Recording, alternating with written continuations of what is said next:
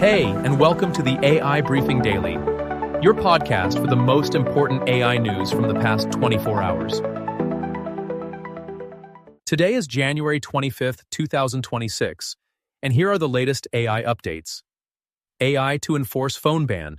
Claude adds Excel integration.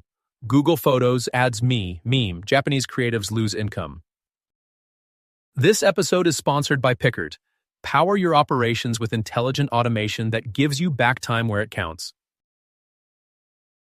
The German Road Safety Council is calling for a reform of traffic law that includes nationwide monocam AI surveillance to detect handheld phone use while driving. At the 64th Verkehrsgerichtstag in Goslar, the council says prevention must be embedded in law and points to pilot deployment in Rhineland-Palatinate. Saxony plans wider technical enforcement, including drones and preventive imaging at hotspots. The DVR also urges industry to reduce infotainment distraction, wants police and courts strengthened, and demands routine securing of smartphones after serious collisions. On alcohol, it proposes an absolute ban for motor vehicle drivers and a 1.1 pro-mil threshold for cyclists. Anthropic enabled Claude's Excel integration for all Pro subscribers on the 24th of January 2026. It accepts multiple files by drag and drop, avoids overwriting cells, and uses automatic compression to extend session length. Compression can increase error risk, so Anthropic recommends careful context engineering. The add-in is on Microsoft Marketplace.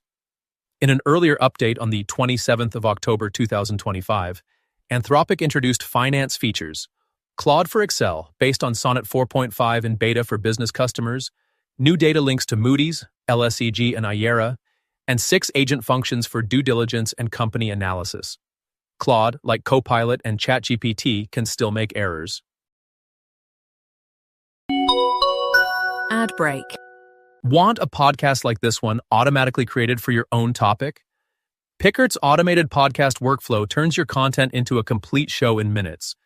Save time, stay consistent. Get in touch at pickert.de. Pickertde.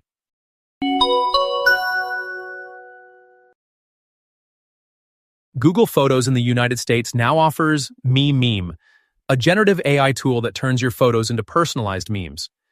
Users pick a template from given options or upload a custom image, then add a photo of themselves. Google's AI combines the elements and produces a meme that can be saved to the library or shared to other platforms.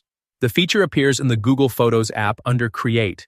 Google has not announced when meme will be available outside the United States. More details are listed on Google's support page. About 12% of Japanese manga artists, illustrators, and other creatives lost income last year to generative AI, Freelance League of Japan says. 9.3% said they lost between 10 and 50% of earnings, and 2.7% lost more than half. Respondents reported shorter deadlines, lower fees, and some lost commissions entirely as clients switched to AI. An online survey from October collected 24,991 responses. 88.6% see it as a threat.